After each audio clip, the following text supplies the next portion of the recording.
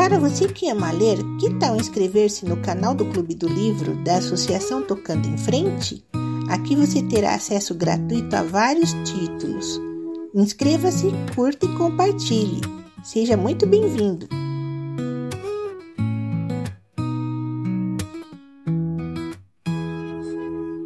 Yaya Garcia, capítulo 6, parte 1. Antes de irmos direto ao centro da ação, vejamos por que a evolução do destino se operou o casamento de Stella. Poucos poderiam supor, nos fins de 1866, que a campanha se protrairia ainda há cerca de 4 anos. O cálculo do general Mitre, relativo aos 3 meses de Buenos Aires a Assunção, tinha já caído, é certo, no abismo das ilusões históricas. Proclamações são loterias, a fortuna as faz sublimes ou vãs. A do general argentino, que era já uma afirmação errada, exprimiu, contudo, no seu tempo, a convicção dos 3 povos. Do primeiro embate com o inimigo, viu-se que a campanha seria rija e longa, a ilusão desfez-se. Ficou a realidade que nem por isso encaramos com o rosto aflito. Não obstante, era difícil presumir, em outubro de 1866, que a guerra chegasse até março de 1870. Supunha-se que um esforço ingente bastaria a reparar Curupayty, a derrubar o Maitá, a vencer o ditador, não nos 3 meses do general Mitre, mas em muito menos tempo do que viria a ser na realidade. Isso posto, não admira que Valéria receasse a cada instante a terminação da guerra e a pronta volta do filho. Se tal coisa acontecesse, ela teria dado um golpe inútil e o fogo podia renascer das cinzas mal apagadas. Valéria preferia soluções radicais. Uma vez arredado o filho, viu a necessidade de aniquilar as últimas esperanças e o mais seguro meio era casar Stella. Assim procedendo, satisfaria também a afeição que tinha à moça, afeições que nunca lhe diminuíra. Sabia que entre Stella e o pai havia contrastes morais de difícil conciliação. Cada um deles falava língua diferente, não podiam entender-se nunca, sobretudo, dizia ela consigo, na escolha de um consorte. 2 meses depois do embarque de Jorge, Valéria mandou chamar o Sr. Antunes a Santa Teresa, onde tinha uma casa de verão. O recado foi escrito, circunstância que lhe deu certa solenidade. Nunca até então a viúva lhe escrevera. O Sr. Antunes leu e releu o bilhete, mostrou-o 2 ou 3 vezes à filha, esteve tentado de mostrá-lo ao vizinho fronteiro. Enquanto se vestia, pô-lo sobre a mesa, lançando-lhe a furto os olhos, pesando-lhe de cor as expressões corteses, espremendo-as, dissecando-as. Vestido, guardou-o cuidadosamente na algibeira. Na rua, separou-se de um importuno, dizendo enfaticamente aonde ia. Quanto ao motivo do recado, não atinava qual fosse, nem teve muito tempo para isso.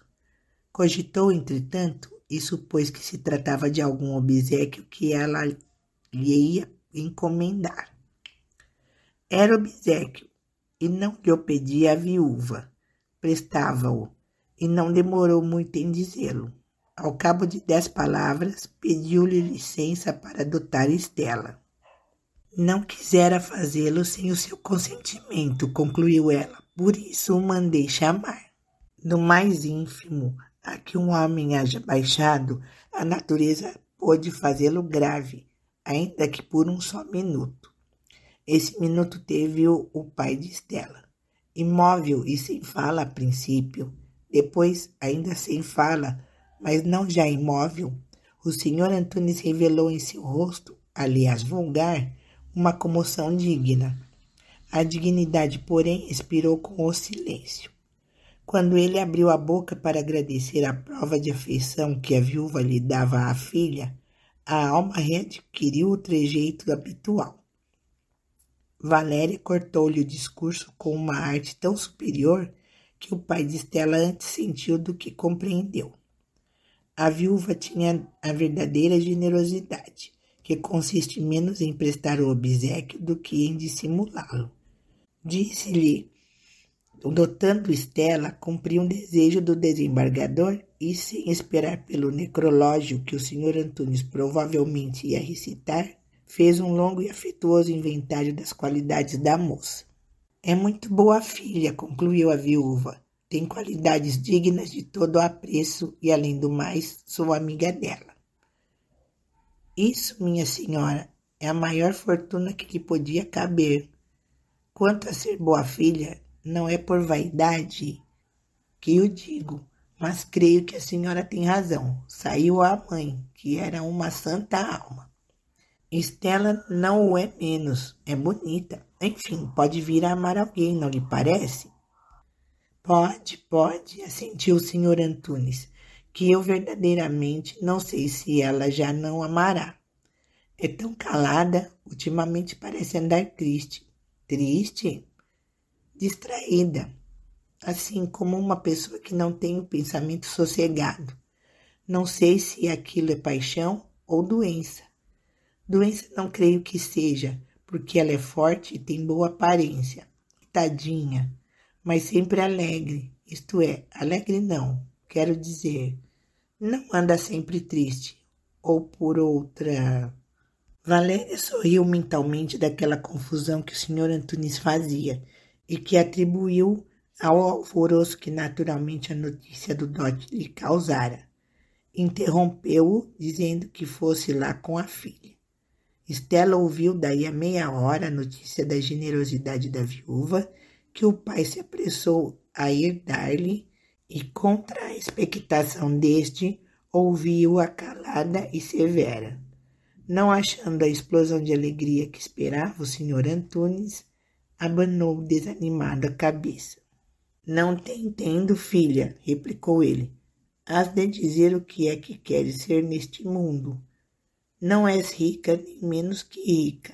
Não tens a menor esperança no futuro. Eu não te posso deixar nada, porque nada tenho. Há uma senhora que te estima, que te faz um benefício e tu recebes isto como se fosse uma injúria.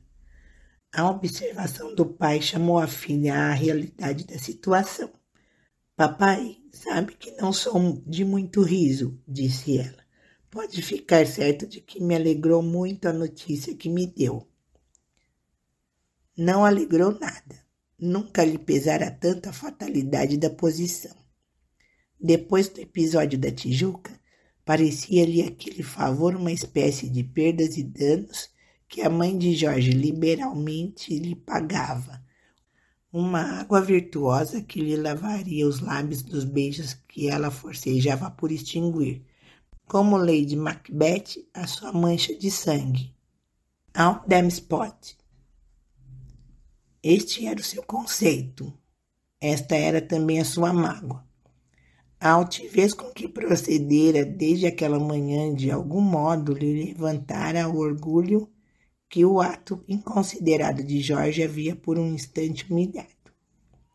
Mas a ação da viúva, por mais espontânea que fosse, tinha aos olhos da moça a consequência de fazer decorrer o benefício da mesma origem da afronta. Estela não distinguia entre os bens da mãe e do filho. Era tudo a mesma bolsa, e dali é que lhe vinha o dote. Com essa ideia opressiva, entrou ela em casa da viúva, cuja recepção lhe desabafou o espírito do mais espesso de suas preocupações. Valéria beijou-a com um gesto mais maternal que protetor. Nem lhe deixou concluir a frase de agradecimento. Cortou-a com uma carícia. Depois falou-lhe da beleza, das ocupações, de 100 coisas alheias ao objeto que as reunia. Dissimulação generosa que Estela compreendeu, porque também possuía o segredo dessas delicadezas morais. 15 ou 20 dias depois, Valéria interrogou diretamente Estela e a resposta que obteve foi contrária às suas esperanças. Não amo ninguém, disse a moça, e provavelmente não amarei nunca. Por quê? replicou vivamente a viúva. Estela sorriu. Podia dizer-lhe, respondeu ela, que não tenho coração. Seria mentir, mas vais talvez dizer que um homem bom marido não é coisa fácil de achar. Isso. Tens razão até certo ponto. De todas as aves raras, a mais rara é um bom marido. Mas o que é raro não é impossível. Meteu-se-me em cabeça que hei de descobrir uma joia. Se eu a encontrar, que farás tu? Aceito, disse a moça depois de um instante. Assim não. Não quero que aceites sem vontade. Hás de aceitá-la com amor. Porque eu não creio que não tenhas coração. É faceirice de moça bonita. Deixa ver, continuou a viúva colocando-lhe a mão no peito. Tens um coração que parece querer despedaçar-te o peito. Estela, tu estás doente. Que ideia, exclamou a moça rindo. Se eu vendo saúde, não estou doente, estou comovida. Tratemos do noivo. Não me peça que o ame apaixonadamente, porque eu não nasci para isso. Minha natureza é fria, mas um pouco de estima, certo interesse. Justo, a semente do amor. O tempo se encarregará de fazer a árvore. Durante 3 meses não falaram no assunto. No fim desse tempo, tendo Valéria descido de Santa Teresa, Estela foi passar algumas semanas na Rua dos Inválidos. Ainda nada? Perguntou a viúva logo que a viu. Coisa nenhuma, foi a resposta. Dada a situação de uma e outra, não era fácil a Valéria encontrar-lhe o noivo desejado, a menos de eu designar a própria noiva, e essa era a mais improvável de todas as hipóteses.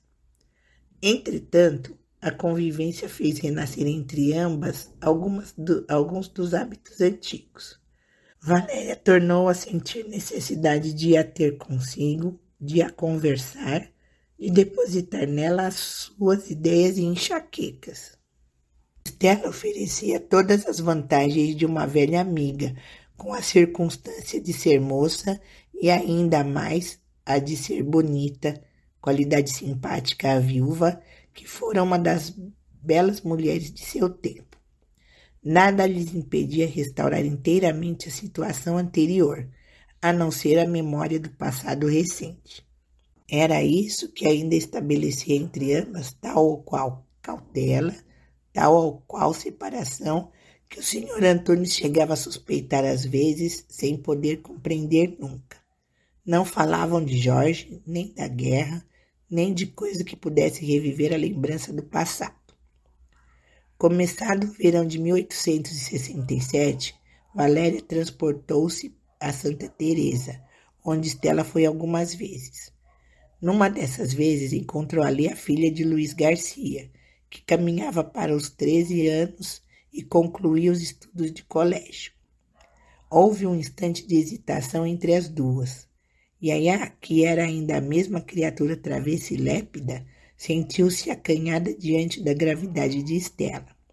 Mas esse instante foi curto e a afeição imediata. Acabado o verão, a viúva resolveu não descer à Rua dos Inválidos e, com pretexto ou motivo de que em Santa Teresa ficava mais só, alcançou que Estela fosse lá estar algum tempo. Estela subiu em março. Já então, Yaya entrara na intimidade da casa, menos ainda pelo que podia haver, e havia, simpática e atraente em sua pessoa, do que pelo esforço próprio. A sagacidade da menina era sua qualidade mestre. Assim, viu depressa o que era menos agradável para evitá-lo e o que era mais para cumpri-lo. Essa qualidade ensinava-lhe a sintaxe da vida quando outras ainda não passam do abecedário, onde morrem muitas vezes. Obtida a chave do caráter de Valéria, Yaya abriu a porta sem grande esforço. Ia lá quase todos os domingos, às tardes e algumas vezes de manhã, com tal ou qual repugnância do pai, para quem os domingos eram os dias de ouro, e só o eram com a condição do exclusivismo. Luiz Garcia cedeu não por causa da viúva, mas para satisfazer a filha, que parecia ter prazer em frequentar a casa. É ainda criança, pensou ele, convém dar-lhe festas. Quando Yaya jantava em casa de Valéria, Luiz Garcia ou também jantava ou ia buscá-la à noite e trazia-a depois de 1 hora de conversa. A presença de Estela tornou ainda mais aprazíveis à mocinha aquelas visitas, e dentro de pouco tempo era a afeição de Estela que mais lhe ocupava o coração. A lei dos contrastes tinha ligado essas duas criaturas, porque tão petulante e juvenil era a filha de Luiz Garcia, como refletida e plácida a filha do Dr. Antunes.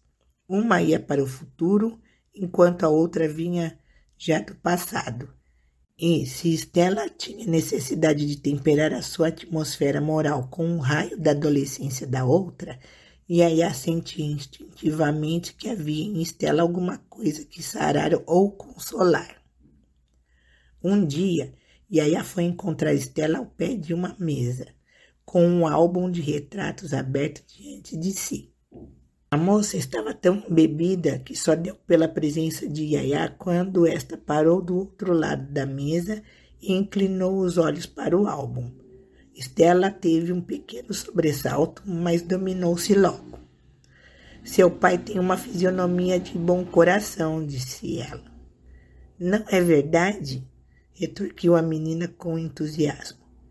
Efetivamente, uma das páginas do álbum continha o retrato de Luiz Garcia, mas na outra página estava o retrato de Jorge, um dos 3 ou 4 que a viúva possuía na coleção.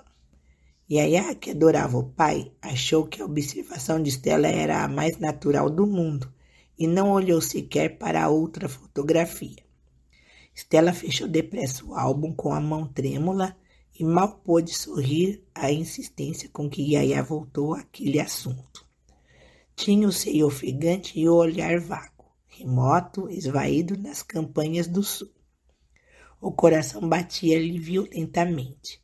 Mas essa comoção não durou mais de 3 a 4 minutos. A senhora podia casar-se com o papai, disse a menina depois de olhar algum tempo para a outra. Estela teve novo sobressalto, mas dessa vez era só espanto. Como Yaya a abraçasse pela cintura, ela inclinou o rosto sobre o rosto da menina e perguntou sorrindo. Tinhas muita vontade de ser minha enteada? Tinha. Estela abanou a cabeça com um gesto, não de negativa, mas de incredulidade. Já conhecia alguma coisa do caráter de Luiz Garcia. Rigorosamente era um esposo aceitável. Via nele um homem de afeições plácidas, medíocres, mas sinceras. Via-o respeitoso sem abatimento, polido sem afeição, falando pouco, mas com alguma ideia, em todo o caso com muita oportunidade, vivendo enfim para si e para a filha. De tudo o que observara, concluía que a sobriedade era a lei moral desse homem e que a taça da vida não pedia mais do que alguns goles, poucos.